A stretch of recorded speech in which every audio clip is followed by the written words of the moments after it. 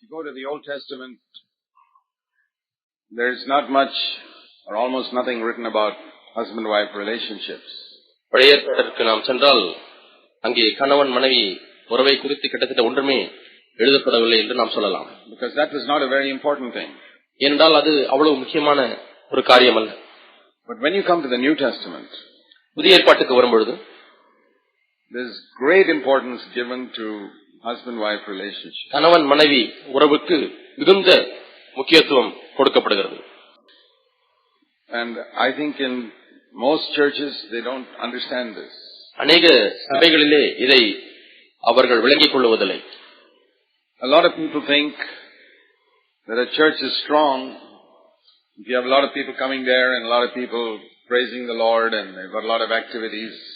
அநேகர் எண்ணுவதெல்லாம் சபைக்கு நிறைய பேர் வர வேண்டும், நன்றாக சத்தம் போட்டு ஆரவாரித்து துதிக்க வேண்டும், அடிக்கடி கூட்டங்கள் நடக்க வேண்டும், அப்பொழுது அது வலிமையான சபை என்று. And they have some open air evangelistic activity.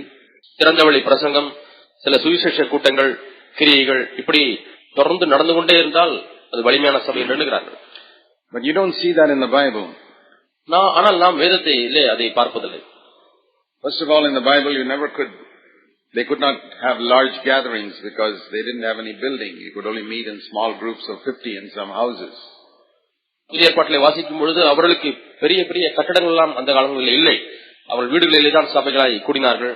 ஆகவே கிட்டத்தட்ட 50 பேர் 60 பேர் இவ்வளவுதான் ஒரு சபையினுடைய எண்ணிக்கையாய் இருந்தது. So all the New Testament churches were just 50-60 people meeting in different houses in a city. ஆகவே புதிய ஏற்பாட்டு சபைகள் எல்லாமே வெவ்வேறு பட்டணங்களிலே 50-60 பேராகத்தான் கூடி வந்தார்கள். One of the big advantages of that is that they were like a family. அதனுடைய ஒரு பெரிய நற்பயன் என்னவென்றால் அவர்கள் ஒரு குடும்பத்தினுடைய உணர்வை பெற்றார்கள். They used to meet in a home, so the family atmosphere was there.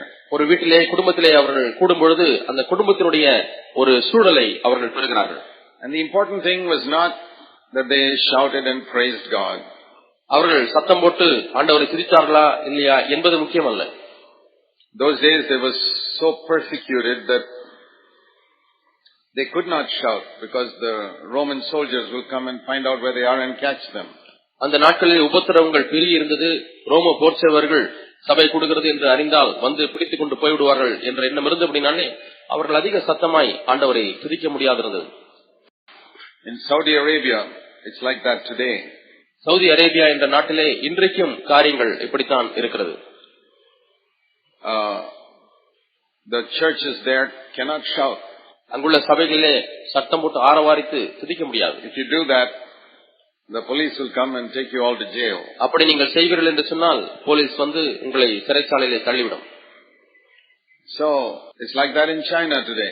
இன்றைக்கு சீனா தேசத்திலேயும் காரியங்கள் இப்படித்தான் இருக்கிறது. So Jesus never said a good church is the one that shouts and praises God a lot.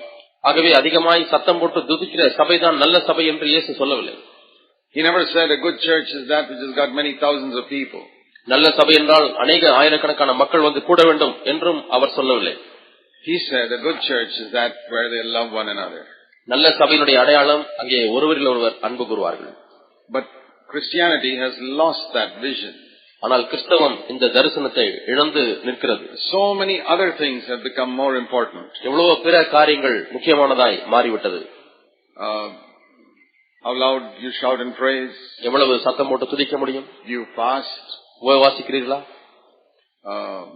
Do you speak in tongues? அந்நிய பாஷை பேசுகிறீர்களா? All these things have become important. இன்றைக்கு இப்படிப்பட்ட காரியங்கள் தான் முக்கியமானதாய் மாறிவிட்டது. And the most important things, மிக முக்கியமான காரியங்கள் like love, அன்பு and humility, தாழ்மை, are very rarely found today.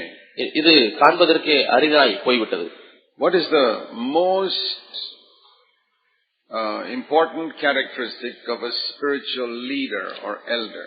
ஒரு ஆவிக்குரிய தலைவன் மூப்பன் இவருடைய தன்மைகள் எப்படிப்பட்டதாய் இருக்க வேண்டும்? It's not that they can preach well. நன்றாக பிரசங்கிக்கிறவர்களா இருக்க வேண்டும் என்று அல்ல. I don't think all the elders in the New Testament were great preachers. புதிய ஏற்பாட்டு சபைகளில் உள்ள எல்லா மூப்பர்களுமே பெரிய பிரசங்கியார்கள் என்று நான் எண்ணுவதில்லை. But they were very humble people. ஆனால் அவர்கள் மிகுந்த தாழ்மையுள்ளவர்களாக இருந்தார்கள். They did not give others the impression I'm better than you.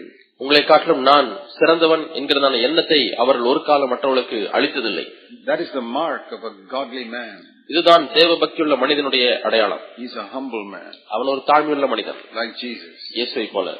But we have very few elders and leaders like that. இது போன்ற தலைவர்கள் மூப்பர்கள் வெகு சிலரே இன்றைக்கு all over the world. It's very difficult to find. முழு உலகத்திலேயும் நீங்கள் தேடி பார்த்தால் காண்பதற்கு அரிதா இருக்கிறது. Because other values have become more important. மற்ற மதிப்பீடுகள் முக்கியமானதாய் மாறிவிட்டது. In the same way, அதே விதமாகத்தான் the importance of the family is also not stressed in many churches. அநேக சபைகளிலே குடும்பத்தினுடைய முக்கியத்துவம் வலியுறுத்தப்படாமலே இருக்கிறது. The strength of a church is the strength of the families. ஒரு சபையினுடைய வலிமை குடும்பத்தினுடைய வலிமை.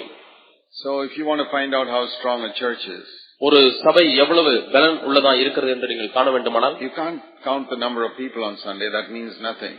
ஞாயிற்றுக்கிழமை எத்தனை பேர் வந்திருக்கிறார்கள் என்று எண்ணி பார்ப்பதிலே பிரயோஜனமில்லை. How loudly they sing and praise, or how well they sing and praise, or how good their musical instruments are, these count for zero. எவ்வளவு சத்தம் போட்டு ஆண்டவரை பாடுகிறார்கள், துதிக்கிறார்கள், எவ்வளவு இசைக்கருவிகளை நேர்த்தியாய் வாசிக்கிறார்கள், இவைகளெல்லாம் ஒன்றுமில்லை. அவர்களுடைய மதிப்பு பூஜ்யம் தான். But what I would like to find out is, how do these husbands and wives live at home? ஆனால் இந்த கணவன் மனைவிமார்கள் குடும்பத்திலே எப்படி வாழ்ந்து கொண்டிருக்கிறார்கள் என்பதிலே நான் ஆர்வமுள்ளவனாக. அதுதான் சபையினுடைய வலிமை. And even if you don't know that, the devil knows that. உங்களுக்கு அது தெரியாவிட்டாலும் சாத்தானுக்கு நன்றாக தெரியும். And so the devil doesn't care how loudly you shout. ஆகவே எவ்வளவு சத்தம் போட்டு நீங்கள் துதிக்கிறீர்கள் என்பதை குறித்து பிசாசுக்கு அக்கறை இல்லை. He doesn't even care if your numbers increase. உங்களுடைய எண்ணிக்கை பெருகும் பொழுது அதை குறித்தும் பிசாசுக்கு அக்கறை இல்லை. So long as the family life is weak, he knows the church will never be strong. குடும்ப வாழ்க்கையானது பலவீனப்பட்டிருக்கும் வரைக்கும் சபையானது வலிமை பெற முடியாது என்று அவனுக்கு தெரியும். And the family life is a hidden thing. குடும்ப வாழ்க்கை என்பது மறைவான ஒரு காரியம். Nobody can see that. அது யாரும் பார்க்க முடியாது. And who knows how you live with your wife? மனைவியோடு கூட எப்படி வாழுகிறீர்கள் என்று யாருக்கு தெரியும்? Everybody looks very holy on Sunday morning. ஞாயிறு காலையிலே பார்க்கும்போது எல்லாருமே பரிசுத்தவான்களாய் பரிசுத்தவாட்டிகளாய் காட்சியளிக்கிறார்கள். When I look at all of you sitting here, இங்கே அமர்ந்திருக்கிறவங்க எல்லாரையும் நான் பார்க்கும் பொழுது, you look like the holiest, humblest, loving people on the earth. இந்த பூமியிலேயே பார்க்க கூடாத மிகவும் தாழ்மையுள்ள பரிசுத்தமுள்ள அன்பான மக்களாக காட்சியளிக்கிறீர்கள். But is that how you live at home? அப்படித்தான் வீட்டிலேயே வாழ்கிறீர்களா? I don't know. எனக்கு தெரியாது. The Bible says your father who sees in secret will reward you openly. அந்தரங்கத்திலே பார்க்கிற பிதா வெளியரங்கமாய் பலனளிப்பார் என்று வேதம் சொல்கிறது. The strength of my life is not how much I know the Bible or how well I can preach. என்னுடைய வாழ்க்கையினுடைய பலனானது எந்த அளவுக்கு நன்றாக பிரசங்கிக்கிறேன், எந்த அளவுக்கு வேதத்தை அறிந்திருக்கிறேன் என்பதை பொறுத்து அல்ல. It is how I behave with my wife at home and my children. என்னுடைய குடும்பத்திலே மனைவியோடு கூட நான் எப்படி நடந்து கொள்கிறேன், பிள்ளைகளோடு கூட எப்படி நடந்து கொள்கிறேன் என்பதை பொறுத்து இருக்கிறது. If I don't walk in humility and love and purity at home, குடும்பத்திலே தாழ்மையிலே அன்பிலே பரிசுத்தத்திலே நான் நடக்கவில்லை என்றால், I can fool you, but God won't support me. உங்களை வேண்டுமானால் நான் ஏமாற்றி விடலாம், ஆனால் தேவன் ஒரு காலம் என்னை தாங்க மாட்டார். So please remember, all of you families, that you have a major responsibility in making the church strong. நீங்கள் குடும்பமாய் வந்திருக்கிற உங்கள் ஒவ்வொருவருக்கும் சபையை வலிமையாய் மாற்றுவதற்குரிய பெரிய பொறுப்பு உங்களை சார்ந்திருக்கிறது என்பதை உணர்ந்து கொள்ளுங்கள். You may feel nobody sees you. யாருமே என்னை பார்க்கவில்லை என்று உணரலாம். How you live at home. குடும்பத்தில் எப்படி நீங்கள் வாழ்ந்து கொண்டிருக்கிறீர்கள் என்று. But God sees you. ஆனால் தேவன் அதை பார்க்கிறார். And the God who sees in secret rewards openly. அந்தரங்கத்திலே பார்க்கிற பிதா தேவன் வெளியரங்கமாய் பலனளிப்பார். That's something Jesus said. Your Father who sees in secret will reward openly. He said it 3 times in Matthew 6. மத்தேயு 6ஆம் அதிகாரத்திலே 3 இடங்களிலே இயேசு அந்தரங்கத்திலே பார்க்கிற உன் பிதா வெளியரங்கமாய் பலனளிப்பார் என்று சொல்லி இருக்கிறார். And he emphasized in that chapter that the most important thing about the Christian life is what you do in secret. கிறிஸ்தவ வாழ்க்கையின் முக்கியமான காரியம் என்னவென்றால் அந்தரங்கத்திலே நீங்கள் செய்கிற காரியம் தான் என்பதை வலியுறுத்தும்படியாக அப்படி சொல்லி இருக்கிறார். Your secret life is the most important part of your life. உங்களுடைய அந்தரங்க வாழ்க்கை தான் உங்கள் வாழ்க்கையின் மிக முக்கியமான பகுதியாக இருக்கிறது. Look at that building. That building there has got a foundation. அங்கே இருக்கிற கட்டடத்தை பாருங்கள். அந்த கட்டடத்திற்கென்று ஒரு அஸ்திபாரம் இருக்கிறது. Something like this shed doesn't need a foundation. இது போன்ற ஒரு கொட்டகை எதற்கு அஸ்திவாரம் தேவையில்லை. But then this will collapse after some time. ஆனால் சில நாட்கள் கழித்து இது இடிந்து விழுந்துவிடும். But a building like that can last for hundreds of years. ஆனால் அங்கே இருக்கக்கூடிய கட்டடமானது நூற்றுக்கணக்கான ஆண்டுகள் நிலைத்திருக்கும். Why? ஏன்? Not because of what you see on the outside. நீங்கள் வெளியே பார்க்கிற காரியங்களை நிமித்தமாய் அல்ல. The strength of that building is in its foundation. அந்த கட்டடத்தினுடைய வலிமை அதனுடைய அஸ்திவாரத்திலே காணப்படுகிறது. Or we can say the strength of that building is in the part of that building which you cannot see. அந்த கட்டடத்திலே பார்க்க முடியாத பகுதியிலே தான் அந்த கட்டடத்தினுடைய வலிமை மறைந்திருக்கிறது, அமைந்திருக்கிறது என்று சொல்லலாம். It's the same with a tree. அதே போல தான் ஒரு மரத்தை எடுத்துக்கொண்டாலும் sometimes when there is a storm in Bangalore, பெங்களூரிலே சில சமயத்திலே புயல் வீசும். the two big trees there on the roadside, அந்த சாலையிலே இரண்டு பெரிய மரங்கள் இருக்கிறது. one falls and the other doesn't fall. ஒன்று விழுந்து விடுகிறது, மற்றொன்று விழாமல் நிற்கிறது. Why is that? ஏன் அப்படி? Both look good big trees. இரண்டுமே பார்ப்பதற்கு நல்ல பெரிய மரங்களாக காட்சியளிக்கிறது. How is it one fell so quickly and the other is still standing strong? எப்படி ஒன்று நிற்கும் பொழுது இன்னொன்று விழுந்து விடுகிறது? You know the reason. உங்களுக்கு அந்த காரணம் தெரியும். Because the roots of one were strong and the roots of the other were all eaten up. ஒரு மரத்தினுடைய வேர்கள் எல்லாம் வலிமையானதா இருக்கிறது, இன்னொரு மரத்தினுடைய வேர்கள் அரிக்கப்பட்டு போய்விட்டது. So just like a building, ஒரு கட்டடத்தை போலவே. what is the most important part of a tree? ஒரு மரத்தினுடைய மிக முக்கியமான பகுதி எது? That part which you cannot see. நீங்கள் பார்க்க முடியாத, காணக்கூடாத அந்த பகுதி. Underground. அந்த பூமி பரப்பிலே கீழே இருக்கிறது. The strength of a tree is not in its trunk or its branches. ஒரு மரத்தினுடைய வலிமையானது அதனுடைய அடித்தண்டிலோ அல்லது கிளைகளிலோ இல்லை. It's in the hidden part. அது மறைவான பகுதியிலே தான் காணப்படுகிறது. The strength of a building is in the hidden part. ஒரு கட்டடத்தினுடைய வலிமையானது அதனுடைய மறைவான பகுதியிலே காணப்படுகிறது. The strength of your life is in your heart, which nobody can see, whether it's pure or not. உங்களுடைய வாழ்க்கையினுடைய வலிமை யாரும் காணக்கூடாத உங்களுடைய இருதயத்திலே தான் காணப்படுகிறது. That is the difference between the true church and the false church. ஒரு மெய்யான சபைக்கும் போலியான சபைக்கும் இதுதான் வித்தியாசம். The Bible calls it Jerusalem and Babylon. வேதமானது இதை எருசலேம் என்றும் இன்னொன்றை பாபிலோன் என்றும் அழைக்கிறது. What is the main difference? பிரதானமான வித்தியாசம் என்ன? In Jerusalem they emphasize the hidden life. எருசலேமிலே மறைவான வாழ்க்கைக்கு முக்கியத்துவம் கொடுக்கப்படுகிறது. That part which nobody can see. யாரும் காணக்கூடாத அந்த பகுதி. But in Babylon the emphasis is on what you can see. ஆனால் பாபிலோனிலே இருக்கக்கூடிய முக்கியத்துவம் என்னவென்றால் நீங்கள் காணக்கூடிய காரியங்கள் தான். They'll talk about an activity which people can see. ஜனங்கள் எப்படியாவது நாம் செய்யக்கூடிய கிரியைகளையும் நடவடிக்கைகளையும் செயல்பாடுகளையும் பார்க்க வேண்டும். If they pray, everybody knows that they pray. ஜெபிக்கிறார்கள் என்று சொன்னால் எல்லாருமே இவர்கள் ஜெபிக்கிறார்கள் என்பதை அறிந்து கொள்வார்கள். Not like Jesus said that nobody should know. யாரும் நீங்கள் ஜெபிக்கிறதை அறியக்கூடாது என்று இயேசு சொன்னது போல அல்ல.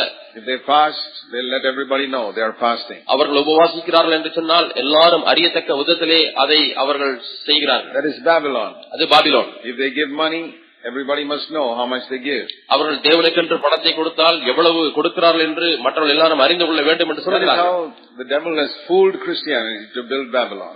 பாபிலோனை கட்டும்படியாக இப்படித்தான் சாத்தான் அநேக கிறிஸ்தவர்களை வஞ்சித்து விட்டான். But true Christianity, மெய்யான கிறிஸ்தவம் என்றால், if they give money, nobody knows it. பணத்தை கொடுக்கும் பொழுது யாரும் அதை அறிய மாட்டார்கள். If they pray, nobody knows it. ஜெபிக்கிற வாழ்க்கையானது மற்றவர் யாருக்கும் தெரியாது. If they fast, nobody knows it. உபவாசித்தாலும் அது மற்றவர்களுக்கு தெரியாது. It's the hidden life that gives them strength, just like a building or a tree. ஒரு கட்டடத்தை போல, ஒரு மரத்தை போல மறைந்திருக்கிற அந்தரங்க பகுதிதான் வலிமையை கொடுக்கிறது. But because most believers don't have any discernment, அநேக விசுவாசிகளுக்கு பகுத்தறியத்தக்கதான திறன் இல்லாதபடினாலே, somebody gets up here and preaches loud and shouts and all that, people think, oh, he's a very spiritual man. இங்கே யாராவது எழுந்து நின்று சத்தம் போட்டு வல்லமையாக சத்தத்துடன் பிரசங்கித்தால் இவர் மிகுந்த ஆவிக்குரியவர் என்று ஜனங்கள் எண்ணுகிறார்கள். And he talks about evangelism and fasting and praying and all that, and people think, oh, he's a spiritual man. உபவாசத்தை குறித்து, ஜெபத்தை குறித்து, சுவிசேஷ மயமாக்குதலை குறித்து பிரசங்கிக்கும் பொழுது ஐயோ இவர் ஆவிக்குரிய மனிதன் என்று எண்ணுகிறார்கள். How do they think like that? ஏன் இப்படி எண்ணுகிறார்கள்? Because 90% of believers don't have discernment. 90% கிறிஸ்தவர்களுக்கு பகுத்தறிகிற திறன் இல்லை. But such people can't fool me. ஆனால் அப்படிப்பட்ட நபர்கள் என்னை ஏமாற்ற முடியாது. I can taste that spirit when they speak. அவர்கள் பேசும் பொழுது என்ன ஆவியிலே பேசுகிறார்கள் என்பதை நான் ருசித்து பார்க்க முடியும். There's no humility there. அங்கே தாழ்மை இல்லையே. There's no brokenness. அங்கே நொறுங்குதல் இல்லையே. It's all very gifted. ஆனால் வரங்கள் இருக்கிறது. But it's not the spirit of Christ. ஆனால் அது கிறிஸ்துவுடைய ஆவி இல்லை. So remember that, don't think that you who have a family life, your family life is not important. ஆகவே குடும்ப வாழ்க்கையை பெற்றிருக்கிற நீங்கள் குடும்ப வாழ்க்கை முக்கியம் இல்லை என்று நீங்கள் எண்ண வேண்டாம். It is more important for the building of the church. சபை கட்டப்படுவதற்கு அதி முக்கியமான ஒன்றாகும். The strength of a church is in its families. ஒரு சபையினுடைய வலிமை அதனுடைய குடும்பத்திலே தான் காணப்படுகிறது. I hope all of you have learned something today. இன்றைக்கு நீங்கள் எல்லாரும் ஒன்றை கற்றுக்கொண்டீர்கள் என்று நான் நம்புகிறேன். And I pray that our churches will become strong because our homes are strong. நம்முடைய குடும்பங்கள் வலிமையாய் மாறுகிறபடினாலே நம்முடைய சபைகளும் வலிமையாக மாறும் என்று நான் நம்புகிறேன். Let's pray. நாம் ஜெபிப்போம். Heavenly Father, பரலோக பிதாவே, help us to build good homes. நல்ல குடும்பங்களை கட்ட எங்களுக்கு உதவி செய்யும். Christian homes. நல்ல கிறிஸ்தவ குடும்பங்களை கட்ட உதவி செய்யும். Godly homes. தேவபக்தியுள்ள இல்லங்களை கட்ட எழுப்ப உதவி செய்யும். And to bring up godly offspring. தேவபக்தியுள்ள சந்ததியை உண்டாக்க உதவி செய்யும். We pray in Jesus' name. இயேசுவின் நாமத்தில் ஜெபிக்கிறோம் பிதாவே. ஆமென்.